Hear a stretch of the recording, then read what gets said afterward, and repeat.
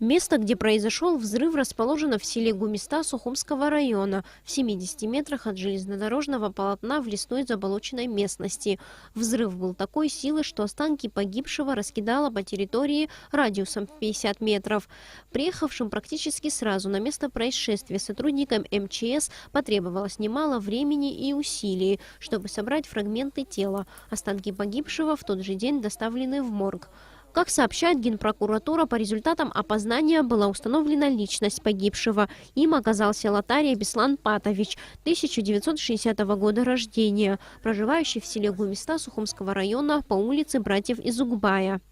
Беслан Латария – ветеран Отечественной войны народа Абхазии, награжден орденом Леона, имел ранения, жил один, не семейный. В ходе обследования места жительства погибшего была обнаружена записка, предположительно написанная гражданином Латария, в которой он просил родственников не искать его. На данный момент прокуратурой Сухумского района выясняются все обстоятельства произошедшего. Назначена судебно-медицинская и взрывотехническая экспертиза. Сария Смырлеон Адлиба, Абхазское телевидение.